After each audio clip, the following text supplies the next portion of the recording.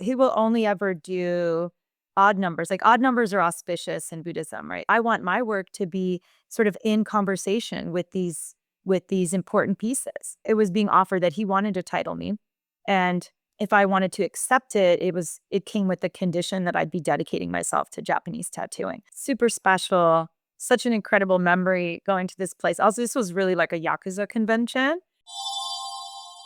Deal Bonny, Horiyuki, thank you so much for joining. Thank you for having me.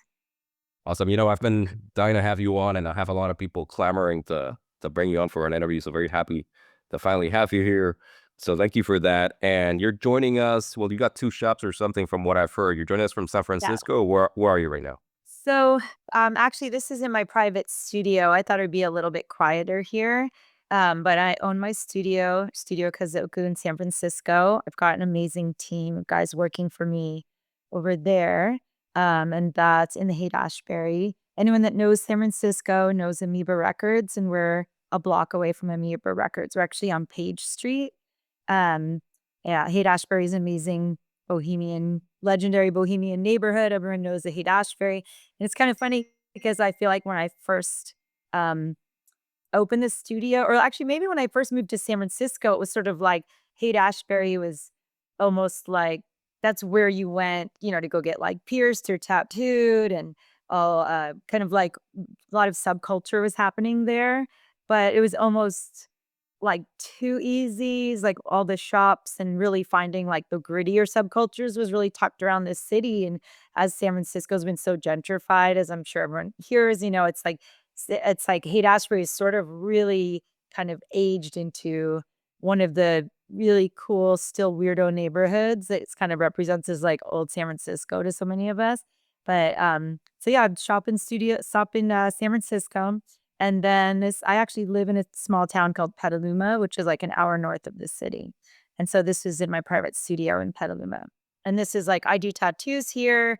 I've got like my drawing table, my books, there's some art. I do my admin for the shop up here, and also, draw tattoos and do some tattoos for my North Bay and East Bay clients as well. So, but it's been really nice because I used to have like more of an art studio in my house, and I moved recently and kind of sort of like forged this space, of like I can tattoo here, but it's also like my office, it's my studio. So, but it's really cool. It's tucked away. You can never find it. And tucked away in a secret location. So, but it's really nice up here. I hope you get to visit sometime. Actually, both my studios. That's awesome. No, and then what I can see from this one, it's pretty beautiful setup you got over there. So definitely Yeah. 100%. Cool. So actually, why don't we just dive right into the beginning of your whole story as much as you want to share. Why don't you tell us about your Yeah. background, again, however much you want to share, and how you got Okay. involved with Horimono. Um, so I started tattooing in 1996 in New York City under the ban. I apprenticed with someone named Spiderweb, who's recently passed. And like many people, the beginning of my tattoo career is really messy. A lot of false starts, a lot of just going for it, a lot of meeting people. There's sort of it's just it's really all over the place. My background is in circus. I worked out in the sideshow in Coney Island. My first connection to tattooing was through the tattooed man, Michael Wilson, who started bringing me to the New York City Tattoo Society meetings. Back in like the 90s and CBGBs. Clayton Patterson would throw those. And, and then I actually worked with Clayton through circus stuff. So it's kind of like meeting all these people at the same time. And at that time, also, after my apprenticeship, I had left with this gal, Rhonda Holzer, who still tattoos out in New York.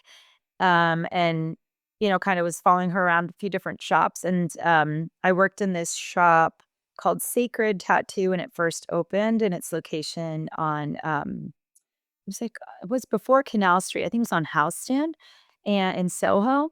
And that's where I met Kaz. Cause, was a tattooer from is it I mean, he still tattoos in New York City.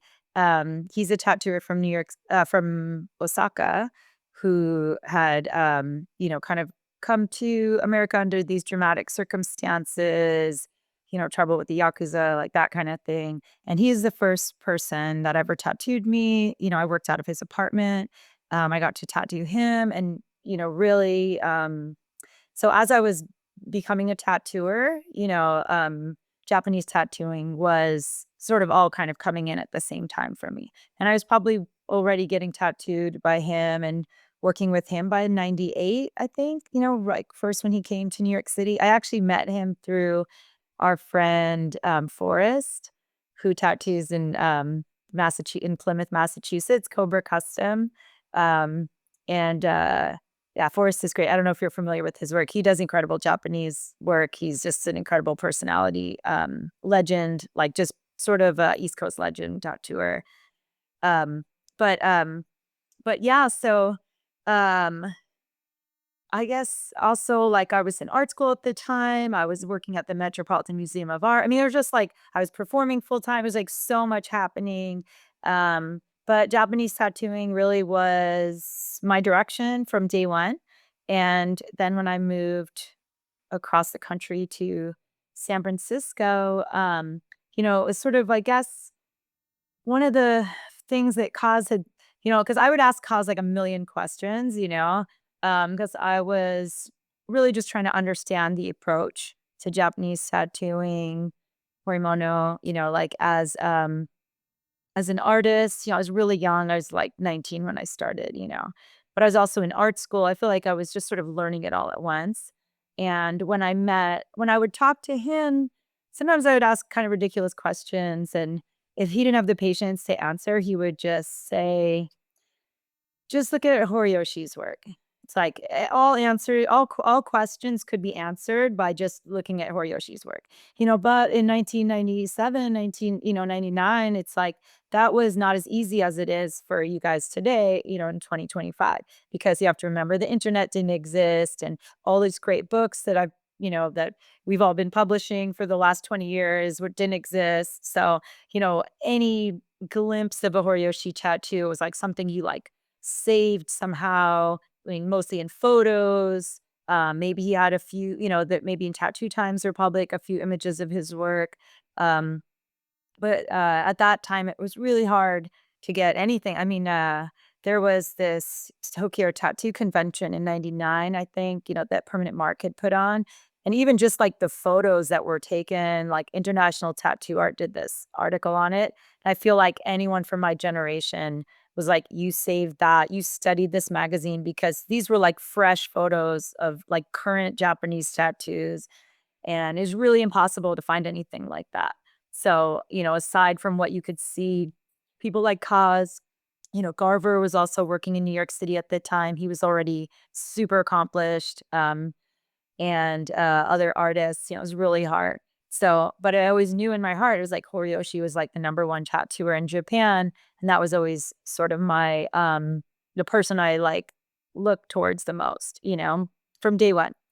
And so, moved to San Francisco, moved to San Jose. I worked for Horitaka for many years. He, at that time, was an apprentice of Horiyoshi, and that became my connection to Horiyoshi. Um, and through that, really, um, was sort of like a dream come true for me, getting to, go to Japan, study with him, stay at his house, and all that stuff is just, like, understanding his generosity firsthand, both in, like, teaching, but even, like, waking up in his home on my birthday when I turned 30, and just, like, waking up to, like, piles of presents, all these, like, Japanese antiques and prints and, like, beautiful objects. I mean, he's, really, not just a role model, like, as an artist and, visually as a tattooer, but also, like, how to, be as a person, you know? And I so, guess I digressed from your original question. Was this just the question about the tattoo career? No, It no, all no. This is great. smelled to me, um, but yeah, also it's like I've been tattooing so long. I mean, I've been tattooing longer than I haven't been tattooing. I'm like when at that age, right? So I've spent more. I've clocked more hours tattooing than doing anything else at this point. So, um, but yeah, I have also not really someone that's like worked in a ton of shops, I kind of work one place for like a decade at a time. That's sort of been my MO. Um, but because I also feel like with this style of tattooing, it doesn't really provide a lot of mobility. You really have to be home just, you know, um, hacking away your work because you'll never get done. Um, so I have done guest spots and like tons of conventions and stuff like that, but I tattoo the most productively at home for sure. So, you know, Awesome. No, that's great. No, that's awesome. It's really interesting because your background, performer, art school, you're starting out in the world tattooing. It's with this Japanese guy, right? So it's like yeah. right from the gate already Japanese. Absolutely. Also, so I went to this art school in New York City called the Cooper Union, which mostly only New Yorkers are familiar with, but it's like you get a full scholarship if you get in and stuff like that. And my first art history what's his name? Was actually a Japanese um, art critic. He was Japanese, and he also so as I was sort of like beginning to learn about tattooing, Japanese tattooing, I was also taking this like basic art history class, and he really taught us a lot about ukiyo-e, and because I was already, like, I'd interned at the museum, it was like I was going and seeing this stuff in person, I'd go sit in the Japanese wing and go look at the prints and the Fudomyo statues, and, I was really starting to have this sort of, like, tangible connection between these art objects and, the tattoos that I was starting to investigate and study. Because as you know personally, it's like Japanese tattooing is very academic, it's very intellectual, it requires a lot of reading and a lot of studying, um, and so I think that I was very fortunate because it wasn't until years later that I got to go to Japan and see a lot more of these objects in person, but there really is such a tangible connection between the image of a tattoo and, like, where it comes from, Actually, one of my guys was telling actually quoted me like, in a conversation the other day, and it got me thinking because he was talking about, I guess I had explained to him at one point that, like, American tattoo flash, it's like those things are they're just tattoos, like a panther, a rose, tribal anchors, like these are things that kind of like are images from American pop culture in some way, but they sort of created this iconography, this canon of tattoo imagery that is only a tattoo. Like if you had a different thing, right, like a wine bottle and it had like a heart with a banner, it would be a tattoo on the wine bottle, right? But with Japanese stuff, it's like it's these images are not exclusively um, only tattoo designs, right? So if you're in Japan and you see dragons and oni, and phoenix, it's like it's not a tattoo design. It's an expression of Japanese culture, and that's something that I think as someone traveling to Japan, you notice. So, you're like everywhere I look, there's tattoo designs, but they're not actually tattoo designs. It's that the tattoos are such a more specific expression of Japanese culture. It's really interesting, and I think that, because I was able to, like, go to the museum and go and see these objects and start having this sort of, like, emotional connection to things, and understand what they were, so then when you're drawing them and tattooing them, it just makes, like, a little bit more sense, you know? Because like, that was something Horiyoshi had always said, like, it's like, you have to go to Japan. If you're studying this stuff, like, you have to go. You have to see it for yourself because it's like it's so much more about the culture than it is just about, um, the tattoo culture. It's like Japanese tattooing so representative of Japanese history, Japanese culture, Japanese religion, spirituality, history. It's like it's sort of this all-encompassing, cultural expression, and the only way to really understand that is obviously by going there. I know you've gone as well, so a lot. So, I'm sure you have felt, I can see from your face that you, understand what I'm talking about, you know? Yeah. Yeah, and actually before, let me just make a little tangent here, but because I agree 100%. I was talking the other day to some people, and I told them, "Hey, I'm not gonna say it's a shame, it is what it is, but it's interesting that tattooing in Japan, right? It, like you were saying, it requires knowledge about culture, about history. Like they might see it in a sort of negative light over there, but at the same time, you have Oh, to be so yeah. smart and cultured to understand it that it's Yeah, actually man. preserving Japanese culture when you get these tattoos and you talk about the tattoos and so on and so forth. Totally. Well, I mean, I think that, I mean, obviously, Yakuza culture and Japanese tattooing is so intertwined.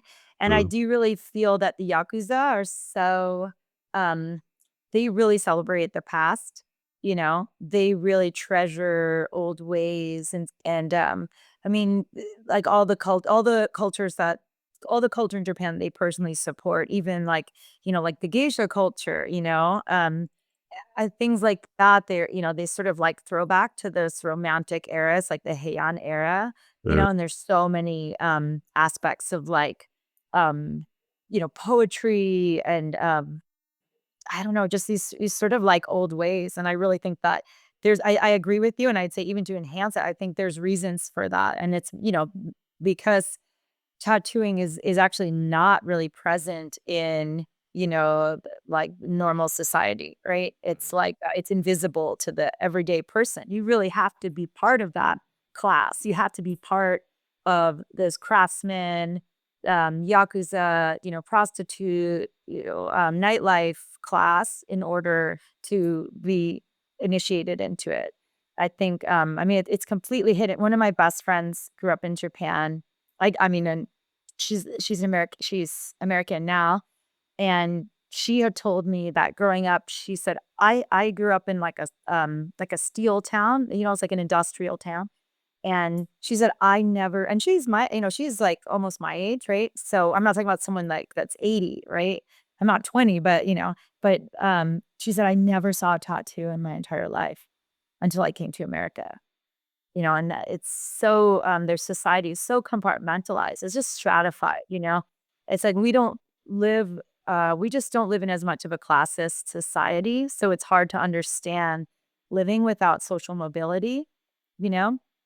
But it's an important thing to understand about Japanese tattooing is that there's no incident where, you might be this white collar guy who's gonna like go buy a Harley and get tattooed and, go rogue or something. That's just simply not in it. That's just nothing like that would ever happen. You would have to be born into the class of, blue collar workers, something like that. That I mean, it was really like the lowest. It's interesting that artisans and craftsmen were historically the lowest class, you know, but that's really where, tattooing came out of that class. It's so interesting to me.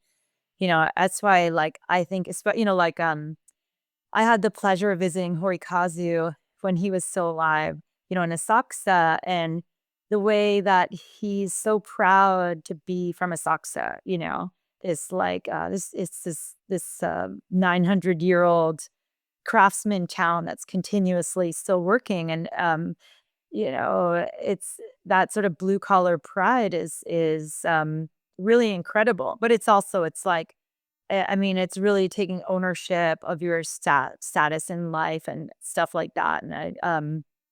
And but yeah, I think it because we live in America, like here it's like the dream is like, I mean, so many of us have a story of like my own grandparents literally showed up in America with, nothing whatsoever. My grandma was pregnant, and to build an entire life and to be able to have kids that, then go further in life. It's like we're sort of raised, it's so ingrained in our American identity. It's really hard to dislodge, I think, from that, to think of just being born into a class and that's it. Or even to be born in the class of just you're a white collar worker, you're a salaryman or something.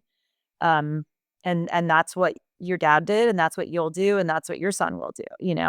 It's really fascinating to me. yeah. Yeah. I'll say two things on that. One is that people might be hearing this and thinking, "Oh, how sad" or whatever, but they have pride in that. It's not like they're, It's they not have pride in sad. their Yeah, I identity. feel like Yeah. it would be very presumptuous to judge that. It's Yeah. just, and I think that, as having written books about Japanese tattooing and culture, and sort of like being so deep in some of these conversations, it's like I think it's so important as a journalist, or as even a fan of tattooing, of Japanese tattooing, and a fan of any type of tattooing. It's like you really have to kind of leave your own identity at the door and just listen. And it's not about the judgment of another culture, and it's really not about trying to sort of fit someone else's reality into what your understanding is, but just kind of just to listen and just to be open to understand. And I just think I think that's so important, and obviously in like all facets of like understanding other cultures and stuff like that. But definitely for me, you know, I think that for me to embrace this other culture that I wasn't born into, you know, um, and really be like welcomed into it, and being able, to be titled and to have accomplishments and stuff like that.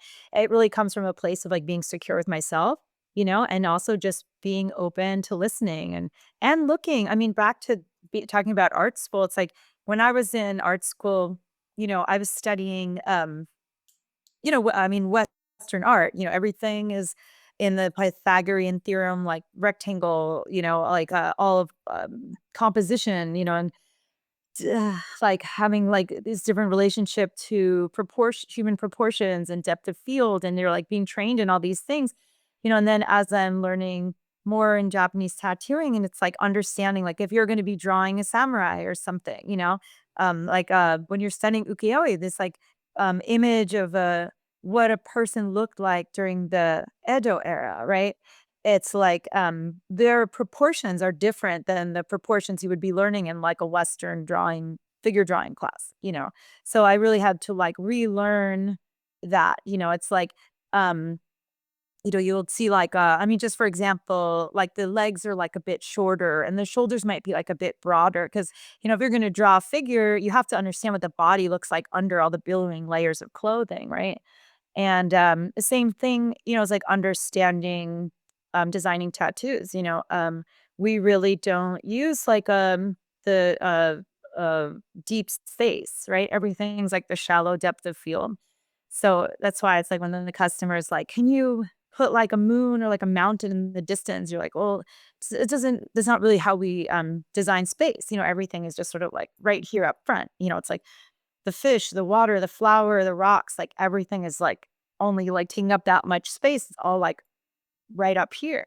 But these are things like when you study ukiyo-e and you study Japanese art, a lot of these concepts come up.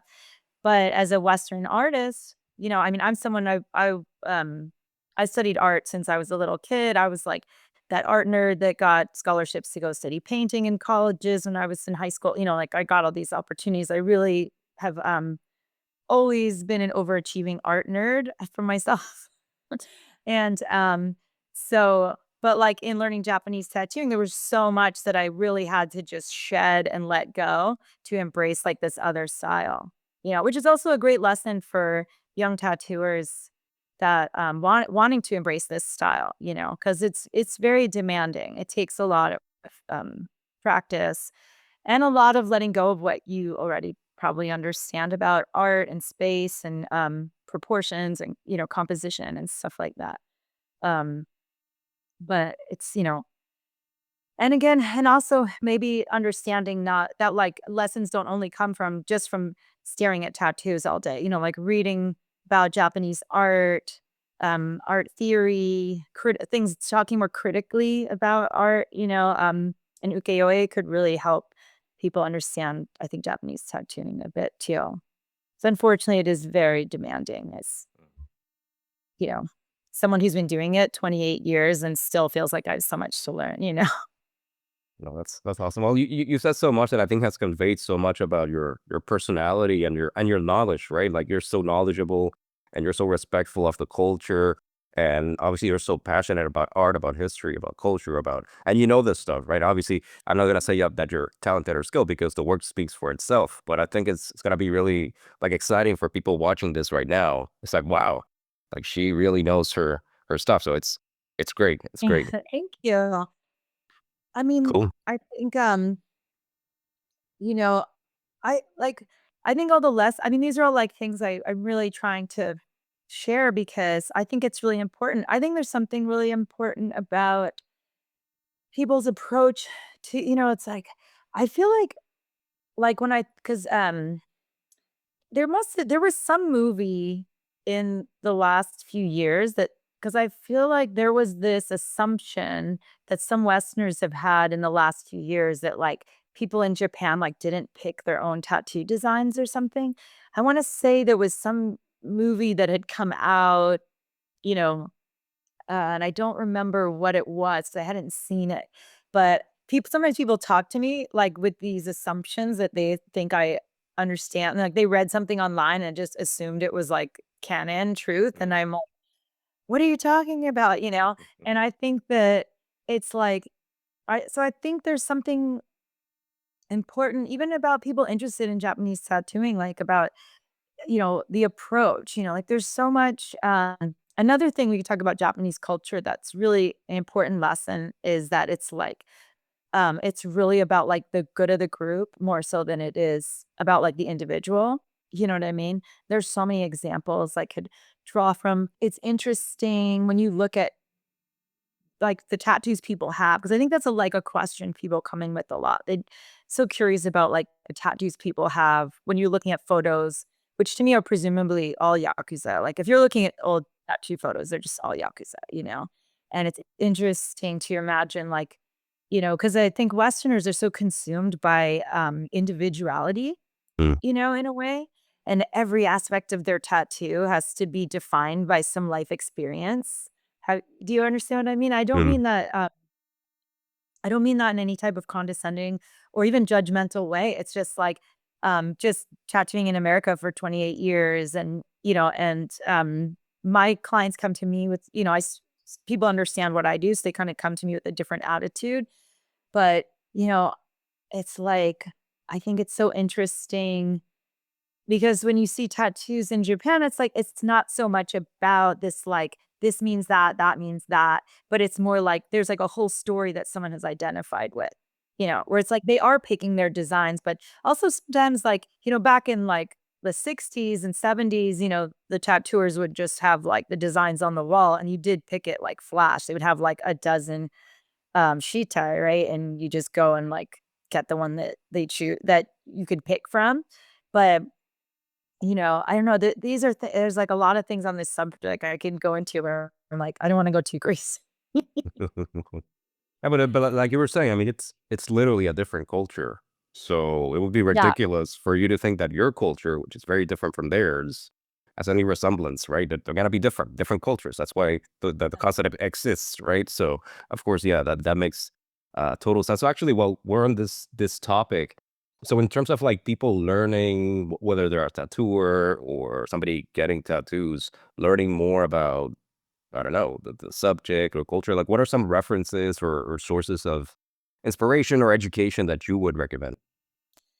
you know, it's really interesting because I wrote this article a few years ago. I feel like I don't think it was published because I think the magazine may have gone under, but I started toying with this idea of how Westerners could pursue Japanese tattooing in a responsible, respectable way, I mean, like, I've had the good fortune of being, taken Horiyoshi taking me under his wing, and so I know that, like, when I make choices in the work that I do, or if I'm speaking with a client, I can, I constantly say, "Well, that's how Horiyoshi would do it." So it's like, and I think about people that love Japanese tattooing, want to participate, and I sort of started thinking about this identity of, like, the masterless apprentice, which I feel like so many Western tattooers are kind of like these masterless apprentices, right? They have their, images to teach them, and so I would say my thought is always this because there are so many nuanced, subgenres of Japanese tattooing, right? Like, Horiyoshi, when you look at his Mikiri and you look at his subject matter and, he really, um honors Hokusai and, is like one of his like major inspirations, right? And like then you look at like Horitoshi or Horikazu or Horihide, and it's like they all have different styles. And to be honest, a lot like when you really get into the nitty-gritty, sometimes they're the quote, like people love to say, like the rules, like some of their like rules or standards actually conflict with other masters in Japan. Mm. So it's like I think that, a perfect example would be, Horiyoshi he will only ever do odd numbers. Like odd numbers are auspicious in Buddhism, right? So like so much of our imagery is like in these variations of like odd numbers, so you'll see when you see a tattoo with like masks, you'll see one, you'll see three, you'll see five, something like that. So Horiyoshi's approach would be that he will always have, like, an odd number of masks, it'd be like 1, 2, 3, something like that. But when you look at Horitoshi's work, he will always have an even number of masks. And you're thinking, "Well, what about this auspicious, like, odd numbers? He is it that he's rejecting that?"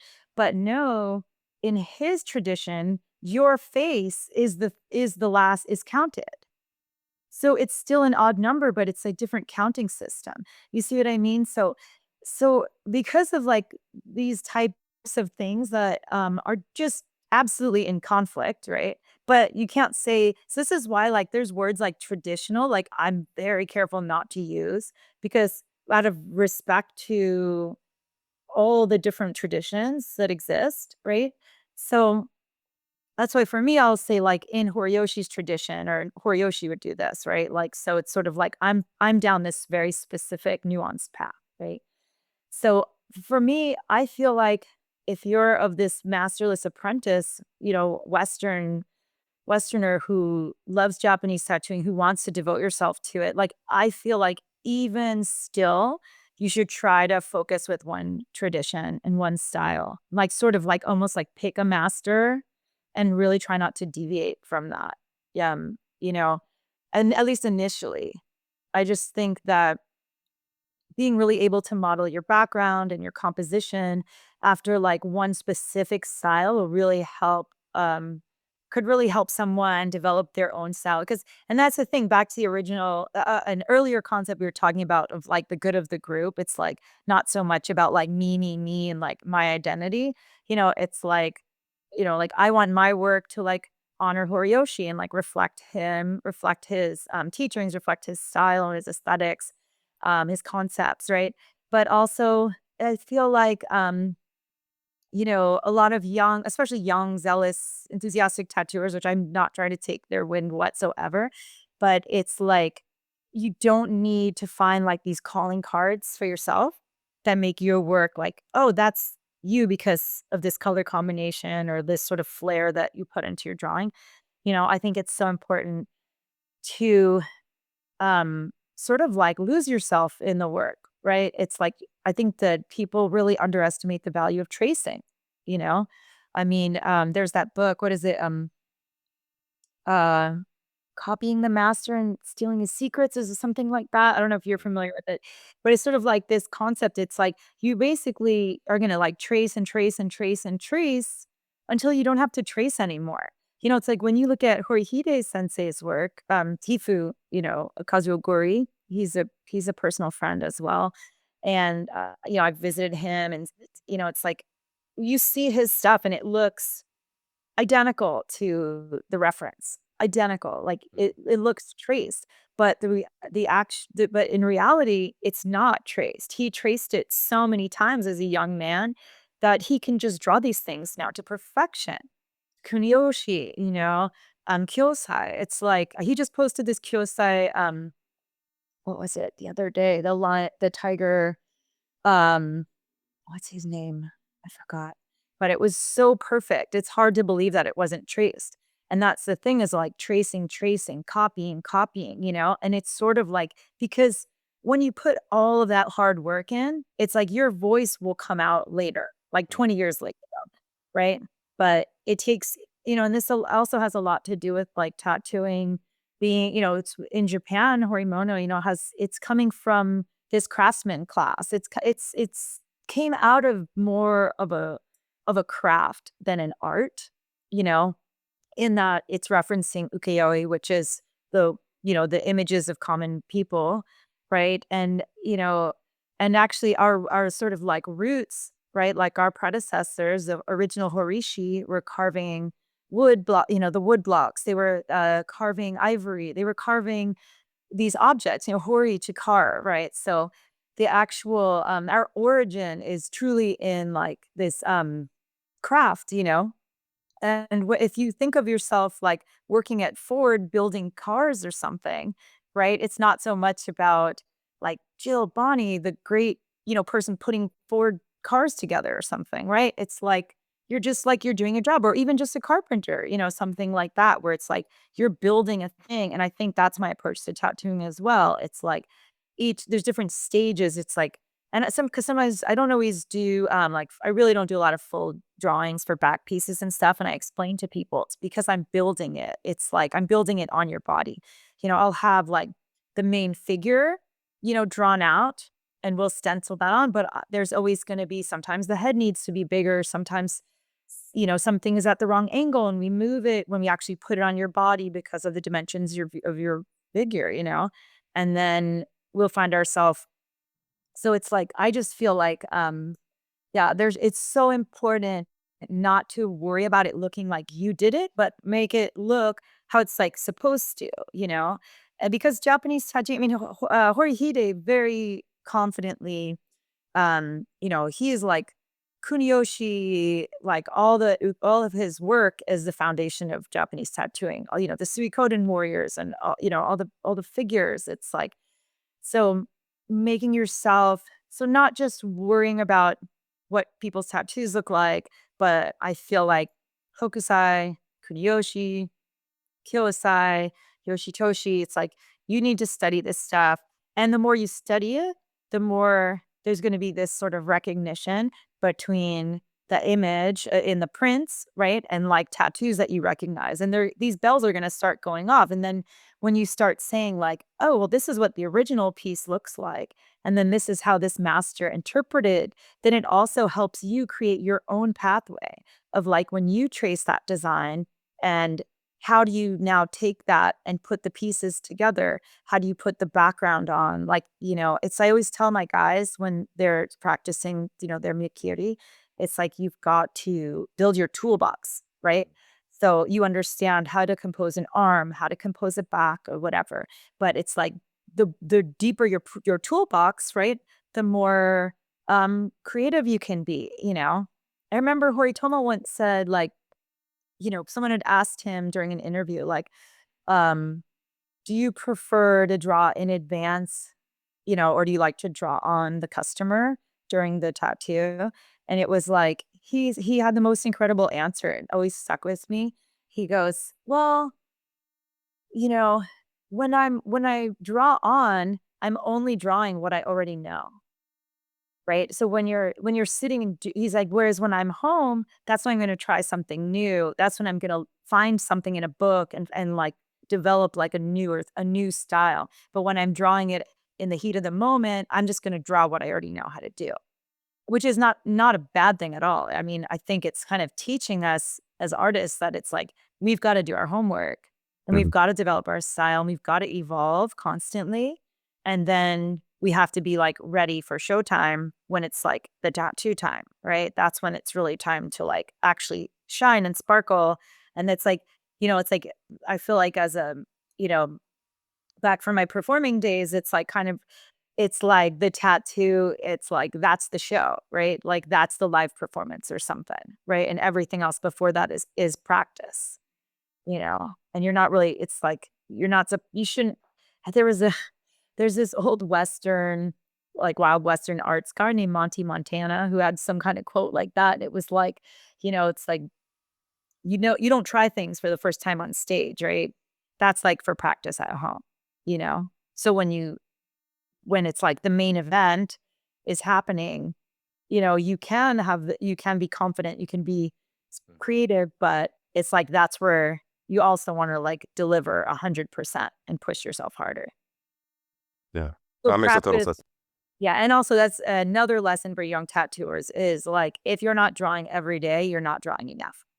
even close. And I'm talking hours a day, you know. When I was in my first 5 to 10 years, it was like you I wasn't really going out at night, like, you're home, you're drawing because, it's hard. There's no shortcut to this stuff, unfortunately, and I this Instagram generation it's such terrible news for them because they wanna be like, "I've been tattooing for 5 days, like, let me post everything I've ever done," and the truth is, like, you should be embarrassed, I'm sorry to say it, you know? But it's like and I also think that, back to your toolbox, I think that having like, in a huge library, like studying, knowing these images. So when somebody comes and they say, I want Tamatori Hime, the five prints that are the most important ones, and how Horihide, Horiyoshi, Horitoshi, how everyone's done it. You want your work, or I want my work to be sort of in conversation with these important pieces, I want there to be an acknowledgement that from looking at my work, that I've done, the footwork to get there, but there's also gotta be some moment that makes it special and that pushes it further, but it's also like we're standing on the shoulders of giants. I mean, like I said, we're lucky that these guys have all photographed this stuff and put it out there for us to learn from, but it also means that our job's way harder today than it was 20 years ago, you know? It's up to us to have studied these pieces, seen them, and now be able to be in conversation where you check all the boxes and there has to be some art moment that pushes it even further. Yeah. No, that's you're dropping gold here, so that's why I'm just sitting, letting you just give it all to us. But actually, I do want to sort of backtrack because you've been sharing also about your composition style. So maybe you can, I don't know, share more about your composition style. We spoke earlier about the rectangle, like I mean, rectangles are everything you need to know about composition. Everything you need to know about Western composition, that sort of 8.5 by 11 proportioned rectangle, which is a little bit wider versus like when you look at Japanese art, and you look at the ukiyo-e, there's like a narrower rectangle, which interestingly enough really is relevant to the proportions of a human's body, like a back piece, right? Horihide has spoken to me about the rule of thirds. You would break the back piece up into three sections, right? It'd be like the heavens up top, the earth, and the water at the bottom. I mean, this is one of those, again, rules are sort of, taken for what they are. It's not in every piece. If someone has more of a water bodysuit, like, obviously, like these are negotiables, but like really understanding breaking up a back piece into three parts, I think is important. I think that understanding how to compose this more elongated rectangle, I think that diagonals are the foundation of dramatic composition. Um, you know, Weaving S curves through diagonals. This is all like very like basic like drawing stuff. There's this Fudomyo book that Horitomo had put out. I actually wrote the glossary for that book. It's got and he talked a lot about this pentagon shape, which was really interesting, using this sort of widest point as like the lower back, like coming to a point. It's like I feel like there are so many of these pieces, not to mention the hours I got to just watch Horiyoshi work. I feel like I probably model my work the most after him, and with him, seeing he always does the head first. It's like the head's the most important part of a design, right? So if you think about basing the rest of the composition off like the head, I suppose, it's like because that's got the expression that's going to draw you in. And like so I think placing that in the, you know, whether you go for sort of like putting something in the center or if it's going to be off to a side, and like really kind of balancing it. I feel like there's like, a ton of, again, the toolbox, my toolbox is deep as well. And I think that I want to look at somebody's body, I want to think about their personality. I want to think about our conversations. They're all going to add to, it's like I love when people get Suikoden warriors because I just love seeing which one they pick. right? Like, who they identify with, you know? It's like Roshishin, the drunkard, you know, this kind of big oafy guy. He's tattooed, but he's also like badass and gnarly, and you know, and then you know, Kumondu, this sort of like handsome, rich, you know, debonair guy, right? Uh, uh, I'm very, you know, I'm very compelled by who people connect with when they have all these choices, you know. Um, but I think also, yeah, I'm like, what are drivers of my design? One time I talked to Bob Roberts, he said that your eye looks in the middle of the design first and then goes around. So I always feel very, I remember he said that like 30 years ago. I literally wrote it in a notebook, you know, like this is how old I am, right? It's like you had to keep your little tattoo notebook and put all of these little treasures, these little tidbits that people would bless you with. You had to save and like, um, I think, yeah, I think that acknowledging the center of the design is really important for sure. That's something that's always stuck with me as well. But, and also I think that if you don't know, just look at Kuniyoshi, you know, there's a lot of connections, you know, Horiyoshi believes that Kuniyoshi himself was tattooed and that he was designing tattoos with his Suikoden, series, you know, his 108 Heroes, during the Edo period. I think that, everything you need to know about designing a back piece is in those prints. And I think the more you study those, that will unlock so much in Japanese tattooing.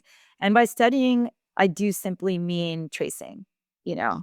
I think tracing is such an important tool because and I mean, you know what? I will there's different personalities. I've known artists that could copy line for line to perfection, but not all of us are that lucky. But for those of you that can do that, I would say do that. For the rest of us, tracing, you know? And also, I believe that if you can't draw it better than you can trace it, then you should trace it until you're ready to draw it on your own. And that goes for all styles of tattooing. There's no excuse in this day and age for everyone's tattoos to not be perfect, honestly. It's like with the internet at your fingertips, there's literally no rock left unturned, you know? I mean, I think I think it's so important to always push yourself and do your best job. And I feel like also it's like sometimes people think, you know, like when you've been tattooing over 20 years or plus, you know, like people will ask me things like, you know, if there's old tattoos that I'd done that I'm embarrassed of or something like that. And, you know, I have to be very compassionate to my younger self because the truth is I really did always try my hardest. And so I'm sure there's many infinite instances where I'm sure I will always be able to do it better now, right? Like, of course you can always do it better now. But at the same time, I think it's important to be kind to ourselves and like, you know, but also that means that you always have to try your hardest, you know, because that's, I think, what I would be more embarrassed of than if something was just simply a mistake that I just didn't know at the time, you know? Of course, you always wanna be critical. I mean, I would say most, tattooers that I consider to be great, you know, are gonna finish by the time you finish your back piece, you don't wanna look at it, like, that is also present, like, because you realize there's 10 things you could have done differently or could have gotten to more quickly, but it's still you have to appreciate yeah, and also and I think it's interesting to bring up the car thing too because something like, you know, how we were talking earlier about this concept of, like, all the masters sort of have different, traditions, but also, like, people take for granted that Japanese tattooing does not exist in a vacuum. It is very trendy, you know, and as someone who's been participating in it for over 20 years, it's like, you know, you can see there's color trends, you can see there's style trends, you can see all of a sudden everybody's looking at this one artist, you know, and I mean, I've loved in the last probably 10 years, there's been such a interesting return to this sort of like pre-World War II styles, you know, Mm, this sort of like Western influence is how I see it, only because the most important contribution of the West to Japanese tattooing is color, right?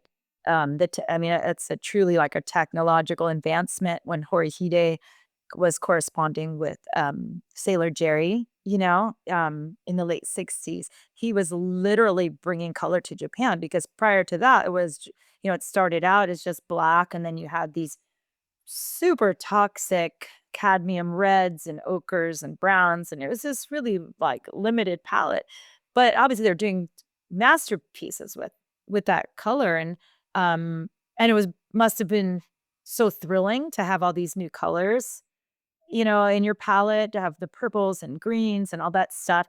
But there's something so elegant and so sophisticated about a limited palette. So, seeing like Horihiro and other artists, Ichibei, like really doing this throwback work to this very limited palette is really super thoughtful to me. But also, it's interesting because I know these artists are brilliant and they're so well studied um, but also it's interesting to see like the ways in which this trend has caught on, how people have sort of like latched onto it without like fully understanding, but it's also because it is visual, it's aesthetic, right? And I think that's just like one very clear example, but I do think that it's so important if you love Horimono that you really have to like stay abreast of what everybody's doing and stay engaged and stay in these conversations and stay relevant or as an artist. I mean, even seeing a lot of artists over the last probably 5 years have become a lot more simple in their design, and these are things that I'm very like in tune with. I'm very interested in as well, 'cause I would say, yeah, whereas, like, let's say 10 to 15 years ago, Horiyoshi was going really outrageously detailed, Mm. and so that was sort of, like, the trend you could see, and you could see it in Europe, you could see it in America, you could see it in Japan, you know? So there's sort of this ebb and flow, and I think it's, like, something that's super fascinating and something important for people to, like, stay, on top of, you know? Because tattoos are forever, but, they are also trendy as well. Yeah, yeah. So actually, sort of on a related note, I mean, obviously, we know that you've been influenced by Horiyoshi, but Mhm. what about other influences, whether they're tattooers or I don't know, specific artists or whatever? What sort of influences have made a big Yeah. impact on you? Yeah, well, um, I would say I mean, I'm influenced by so many people, you know? Um, I I it's funny because I'm so devoted to Japanese tattooing, that's really all that I personally do, thankfully. But, like, my own collection, is not just a full Japanese bodysuit, I have, like, my whole chest done by, like, Jack Rudy, my forearm from Ed Hardy, and, another all these great tattooers that do all different styles. I love Mike Wilson, I love Chris Garver, and the things that I love about some of these people are actually how versatile they are.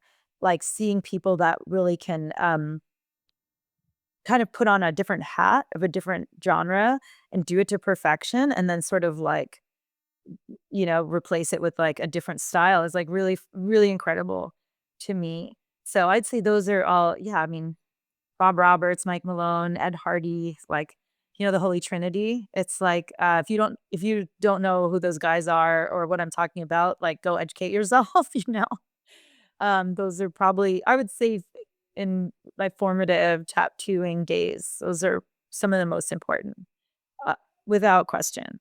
They're our forefathers, Western tattooing. And I honestly and even just, as a Westerner who's studied in Japan, you know, Ed and Mike Malone really set the tone for that as well. They were really, I think their relationship to Horihide, um and really opening up this sort of interesting relationship between Japan and the West, where has been so fruitful. And like I wouldn't be here without those guys having paved the way for sure. Awesome, Yeah. awesome, cool. Yeah. So actually, I want to shift gears rather dramatically. Before we look at, obviously, we're gonna look at some of your works, but just three questions that I ask everyone, right? Around your favorite, if you have like a favorite tattoo subject, and then the follow up is we talked about Suikoden. If you have a favorite Suikoden character or a scene, right? Because there are like Mhm. specific popular scenes, and then lastly, if there's something that you would like to tattoo, but you haven't had the chance to? Yeah. Well, let me see. As far as favorite, I don't have a favorite. Um, but I also stay pretty I have a pretty limited thing, because doing Japanese tattooing, like I choose to stay within this realm of imagery. Um, Definitely koi fish and phoenix, I feel like I've tattooed the most. Those are things that, like, I've probably tattooed to the hundreds of thousands. I don't have a count, but I if I were to somehow I would love to somehow figure out how many koi fish I've tattooed. And- But it's a perfect tattoo. It's a half sleeve. I mean, it's if you want a Japanese half sleeve, get a koi fish, right? It's like the perfect.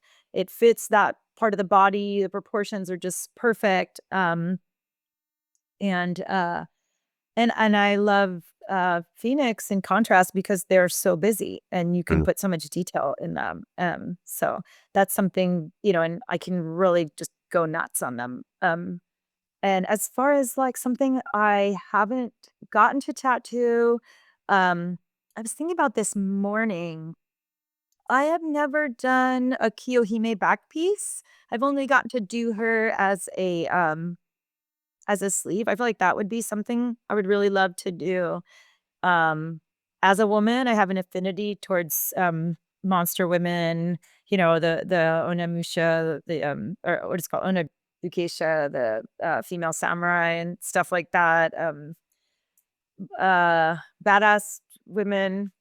You know, definitely always fun.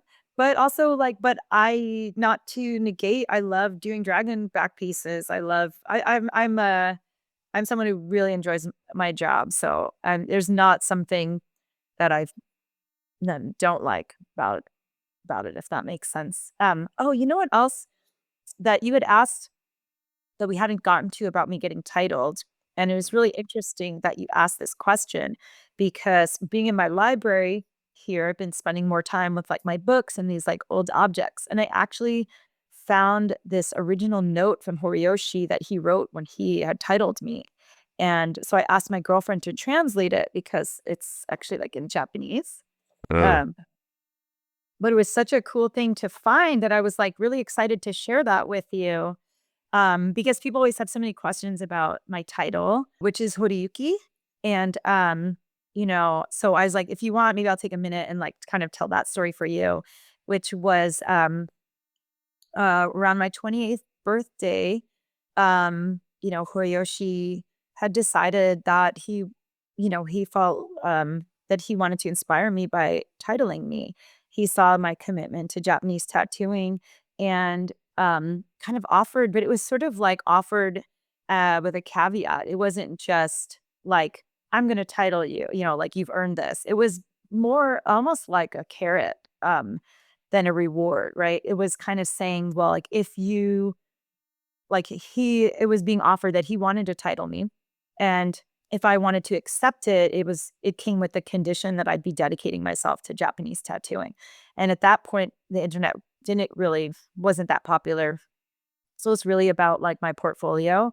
So, when I accepted this honor from him of getting titled, I actually like took all the Western designs out of my portfolio and just kept it Japanese and sort of really committed at that moving forward to doing Japanese tattooing exclusively. And, you know, and then it came the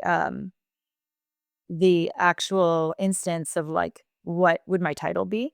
You know, because in Japan, titles are simply people's names, right? So if your name's Kenji, you're going to be Hori Ken.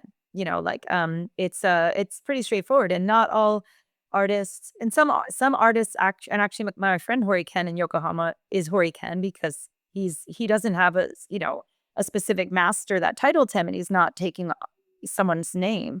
So he's a Japanese tattooer. He's a Horishi. He's Horiken, right? And not having a name for myself, Horiyoshi had asked some questions about to sort of come up with a name for me. And what he did was he asked like my last name, the year I was born, and some other personal information. And so what he ended up coming up with, so I was born in the year 1977, which you can see. I don't know if it's backwards in the thing right now, but and uh so Horiyoshi is very clever. I don't know how much you know about his personality.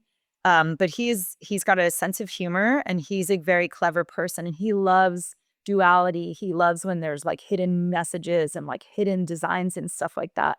Um and so he had, he was kind of mulling it over and he'd written out, my birth year being 1977, Fugen Bosatsu is my protector, the guardian of the snake here, right? I think it's actually maybe the snake and dragon guardian.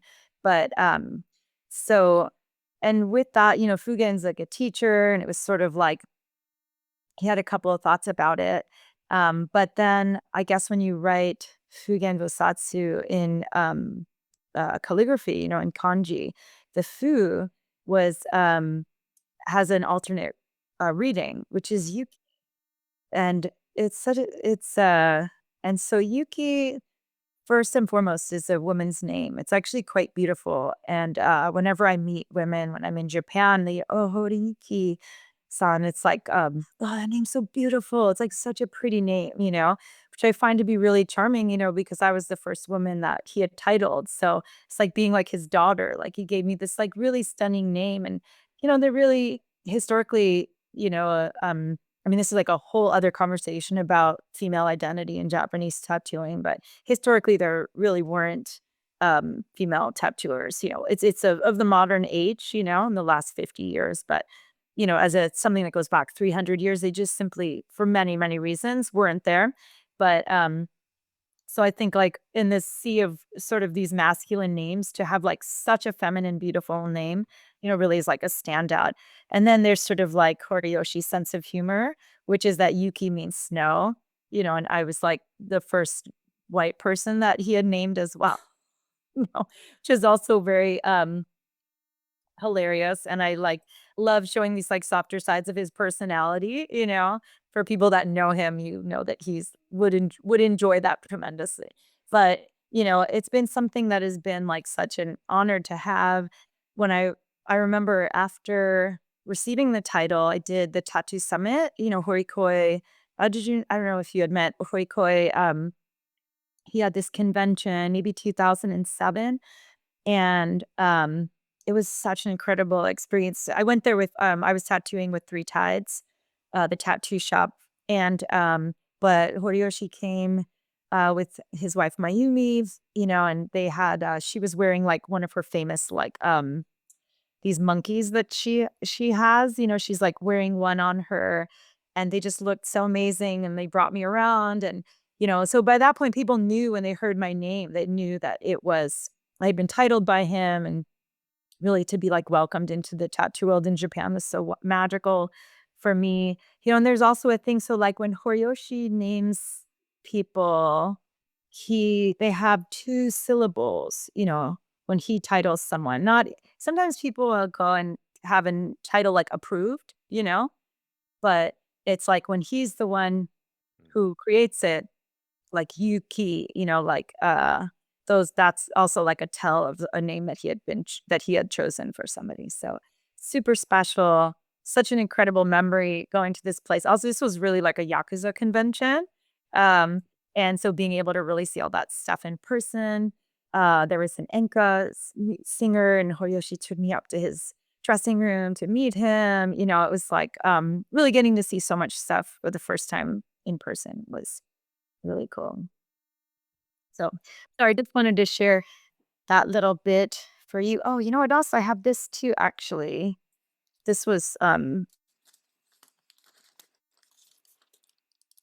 Mm. this is like the chop that he drew for me, if you can see it.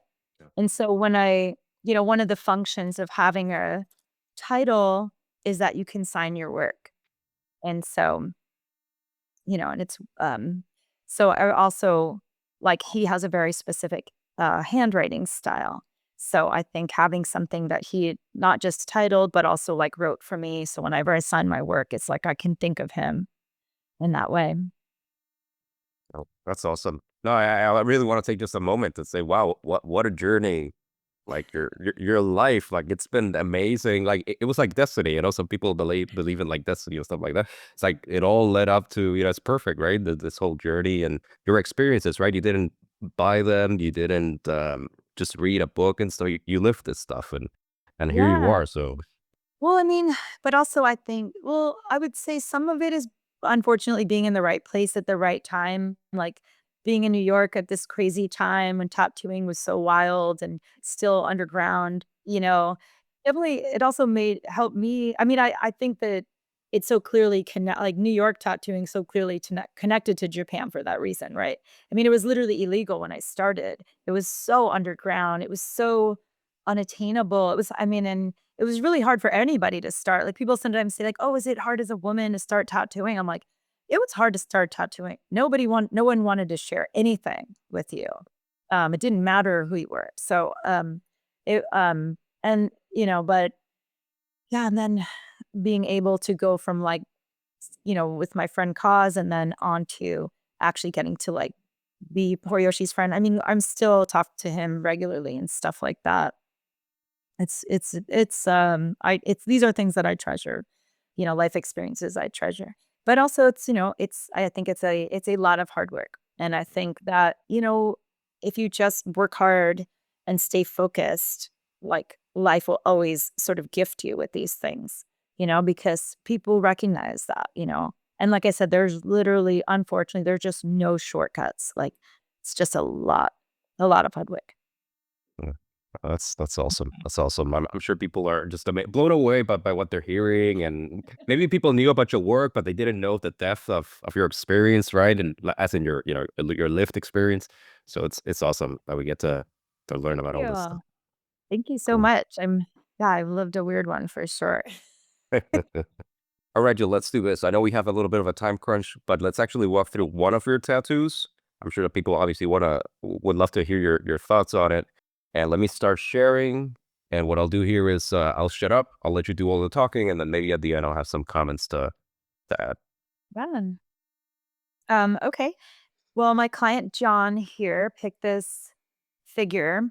And so John, this is actually his first tattoo, and I love that he went, this is sort of like people like really want to do something the way it would be done in Japan. Then yes, you start with your back piece, and that's your first tattoo.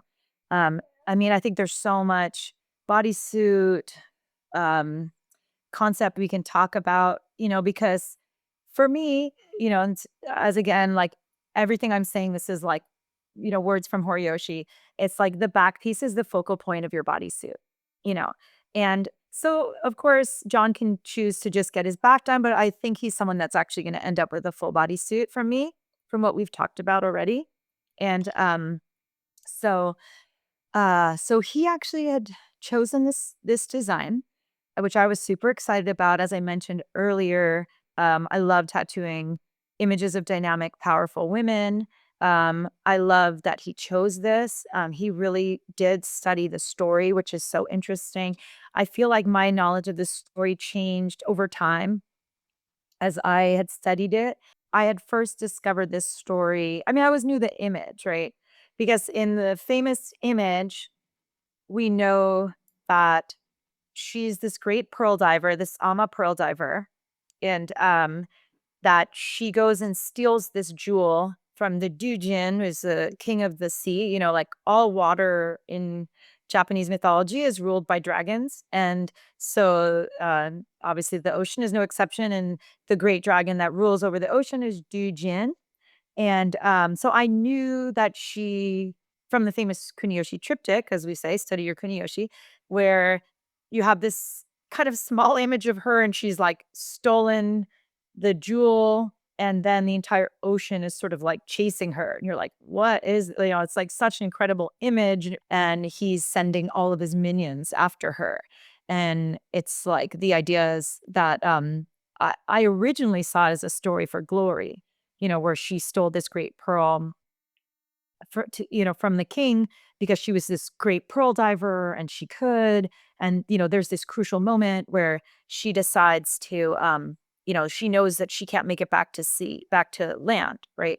So because she's an amazing swimmer, she needs both hands to swim. She's got her knife, she's got the pearl. So there's this decisive moment where she like slits her breast and she inserts the pearl into her breast, so she has her arms to swim. But of course, um, you know, it's this very theatrical moment because she now bleeds to death. So she like makes it to shore, and she gets his pearl, but she dies trying. And so at first I thought it was a story of perseverance, of like die trying, right? And which it is also. But as I studied it more and like really came to understand that it's actually also like this story of like self-sacrifice and like motherhood, because I guess this story is like, the son of the founder of the Fujiwara clan. Um, I mean, it's like you can go on and on to like the real details of this story, but it's like his sister sends over all these like gifts from China, and this great sea monster, the Dujin, steals this jewel, this pearl, from the ship and destroys the ship, and so the brother goes to this beach town to try and figure out if maybe to retrieve it. But along the way, but he's like undercover as a fisherman, and he ends up falling in love with this woman and they have a son. This is the woman. And at some point, like this truth is revealed, and she decides like for like the love of her son, that she's going to, and her husband, that she's going to complete this mission for him and get this jewel back for his family. But it's like there's so many levels to this story. They're like so incredible, because we kind of talked earlier about classism and stuff like that. So you actually do have this story where this secret prince, marries this commoner, but she's like more than a commoner. She's actually this really special diver, and um, and then there's this aspect of her like going to do this for her family and the self-sacrifice in it, like, which is a lot of why John actually wanted this story. He really loved this story of self-sacrifice, and he's a dad and he's a family man.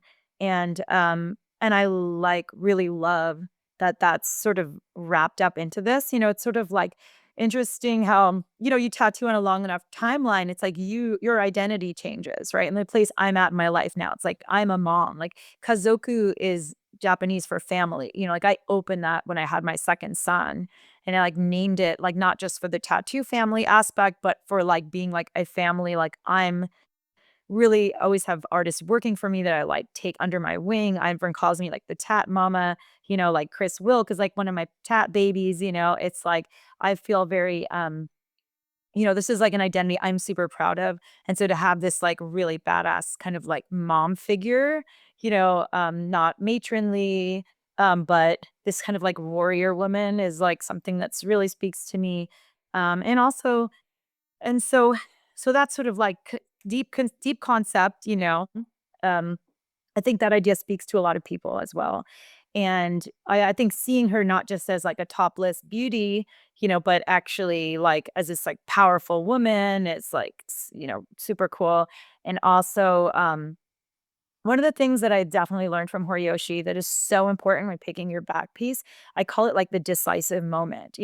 So it's like we're tattooing this moment, but because we know the story and because we're this sort of like initiated viewer, like we actually know everything that happened in the past, present, and future of the story, but we're like choosing this isolated moment. And I think it's really important when you pick the tattoo, it's not just of all the many things that have to go into your like idea of like how you're going to compose this image, I think it is so important to pick the moment, the actual moment that you're choosing. So in this moment, we know that she's going to die, right? We know that she's going to slit her breast. We know all these things that she's going to do, but she doesn't actually know that yet.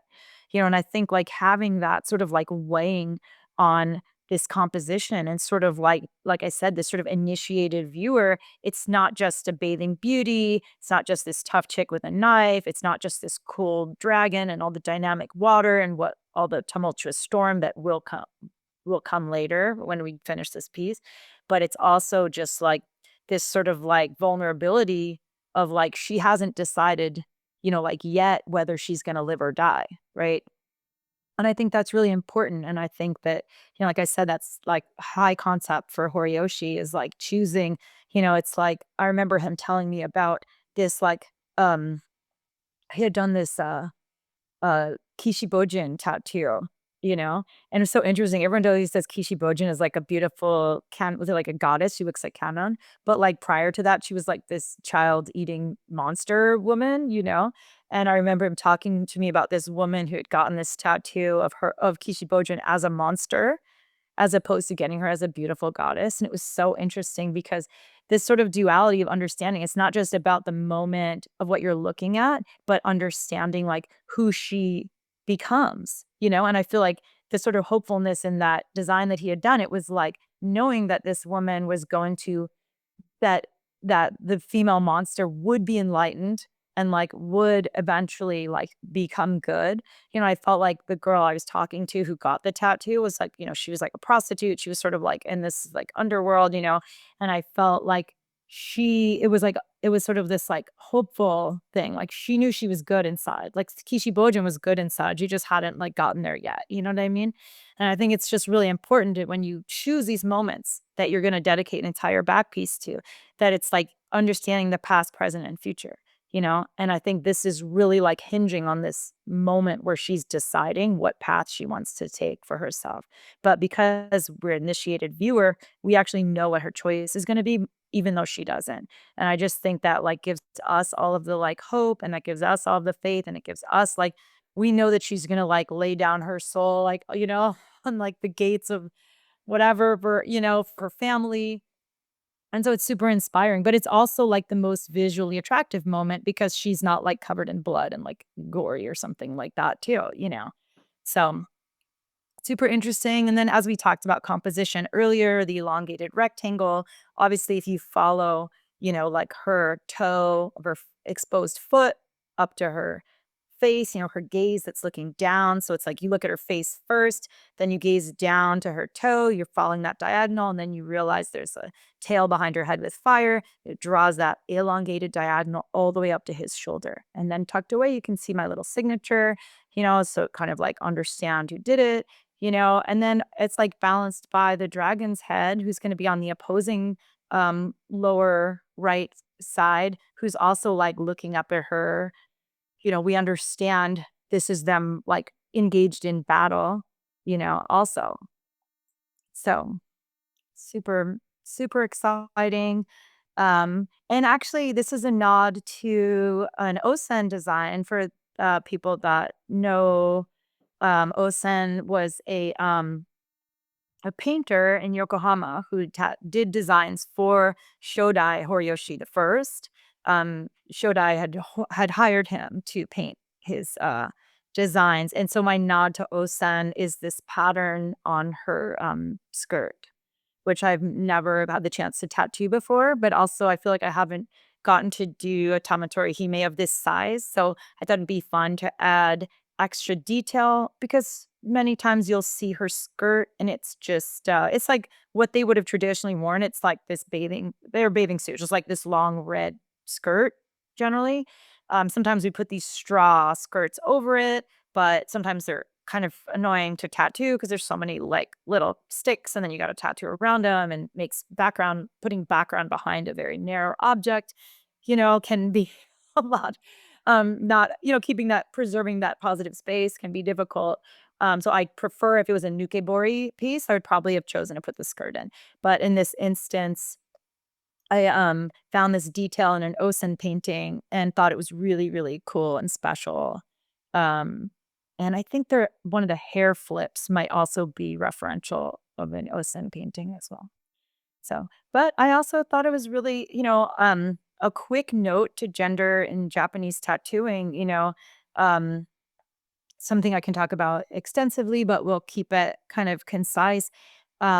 Historically, men and women in Japan got the same tattoos. There was not gendered. The only gendering of the tattoo would be in how far down the top of the back piece or the makiri ends would be denote whether it's a woman who had a kimono, because they would fall back.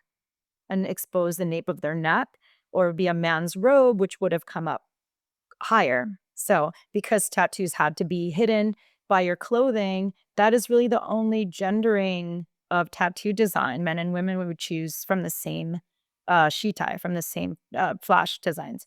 But also, I think historically, I really love seeing what's his name? And Kintaro, when he's like suckling the Yamauba, and it's something that you see a lot of old, a lot of times. Horiyuki tattooed it tons of times, and I think like imagining like a man getting that today, like in the West, would seem a little preposterous, in some way. Just the idea of nursing.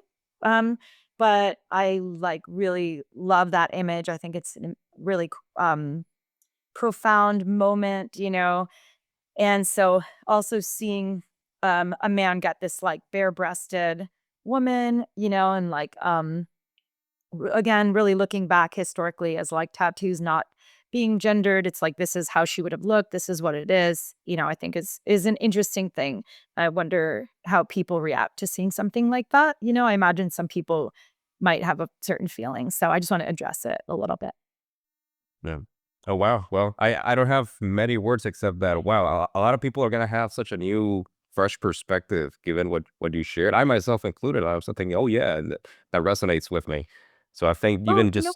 Can I add one more thing too yeah, that I think yeah. is really interesting? Something that I really love about Japanese tattooing as well is like you have these moments, or actually this is about Japanese culture. I'll be more specific, where there's sort of this convergence of folklore and historical figures, and it's something that I'm really compelled by. So because like so Tamatori Hime was a real person, right? And her husband was Fujiwara no Fuhito, her husband and their son. Like these were real people, and actually there's a shrine in Japan that you can go pray for her, and for them, like right overlooking like the one of the bays or something like that. And it's like I am very interested in this idea that it's like we like so this jet the jewel, I think I wrote down the name of it. Was it Menko Fuhai no Tama is a name. The jewel itself has a name, right? And so you can go visit this jewel. Like it is in a shrine in Japan. So it's so interesting because you're like, is this mythology? Is this real? And this is something I this is like stuff I like really, really love, um I think there's so many stories like this, like Benkei or something, like who was a real person. Historically, like we know him to be real, but like, did he fight his way out of hell and go to heaven? It's like these larger than life figures that sort of took on this, they had these sort of um incredible gift in some way, if it was like as a leader, or as a pearl diver, as a swimmer, as a as a warrior, that they sort of are like elevated to this kind of like mythological proportions, that they literally become folklore, but the roots of this folklore is an actual person that lived. And that's something that like I could go on and on about all day long. Those are also stories that I love to tattoo. And also these are things that like maybe for young tattooers to consider, that always be aware of your references, because sometimes there was like a real person, but then there was like a kabuki play that was made about them, so like, but that, like, who is he? What's his name? Tomomori is a really good example where like there's stories about what actually happened when he died, but then in the kabuki play, because like in the actual story, he like piles on all this armor and like commits suicide into the bay. But like in the kabuki play, he like ties himself to the anchor because it's so much more dramatic, right? Like for the presentation of it on stage, that would look so much better, right? But then you have to be careful when you tattoo it. Are you tattooing the real story? Are you tattooing the kabuki play interpretation of it? And I think these are things that it's like, this is when we talk about why research is important, why understanding your references, knowing even the print. Are you looking at a kabuki poster? Are you looking at like a historical depiction? I think all these things are so important. But I'm very compelled by like how history kind of just sort of like flows its way through folklore. And I think that's like such a unique aspect to like Japanese culture. And again, it's one of those things it's like we don't have to think like, was there really this dragon god that she fought? Like how did this really happen? Did this really happen?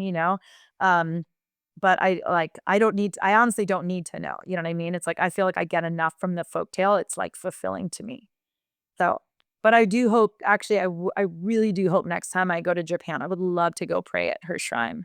I feel like that would be like such an amazing mother identity kind of like moment, And I really one day that's in my future.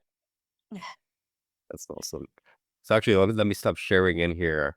Well, first, the last thing I'll say about that particular tattoo is obviously we saw the outlines. So I'm very much looking forward to the progress and completion of it, and your story. When you go to Japan and you get to pray there, that'd be nice to know as well. But Yeah. actually, so sort of to close that, I do want to say that obviously you've been dropping just golden gems in here of knowledge, just knowledge bombs. And I didn't mention it before, although it's sort of been hinted throughout the conversation. You've co-authored books and information, right? That obviously I encourage people to go check out. Well, studying Horiyoshi III is the book I wrote about Horiyoshi, and Yeah.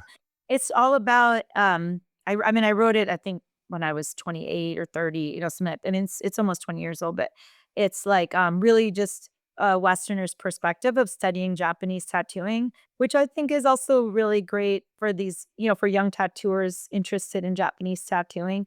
It does give some insight into the importance of like going to Japan, going to the shrine, seeing these things in person. So they become tangible experiences that you can draw your inspiration from. Yeah. 100%. Well, I'm looking forward to seeing everything else that you do in the future, whether it's books, events, tattoos, whatever. Thank you so much for your time. Yeah. And yeah, I'm sure people are gonna love this episode. Thank you so much.